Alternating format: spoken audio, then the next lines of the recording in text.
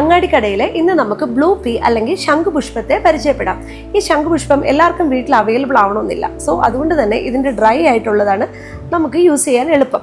So ഇതെന്ന് പറഞ്ഞു കഴിഞ്ഞാൽ ഒരു ദിവസം നമുക്കൊരു 4 ശംഖുപുഷ്പം ഫ്ലവർ വരെ നമുക്ക് യൂസ് ചെയ്യാവുന്നതാണ്. കൂടുതൽ യൂസ് ചെയ്യുന്നത് കൊണ്ടും വലിയ കാര്യമില്ല, അത് നമുക്ക് ഗുണത്തെക്കാളേറെ ദോഷവുമായിരിക്കും. അപ്പോൾ ഒരു 4 ശംഖുപുഷ്പം ഇട്ട് ഒരു ഗ്ലാസ് ചൂടുവെള്ളത്തിലിട്ട് അടച്ച് വെച്ചിട്ട് ഒരു ഹാഫ് ആൻ അവർ കഴിഞ്ഞ് നമുക്ക് ദിവസേന കുടിക്കുന്നത് നല്ലതാണ്.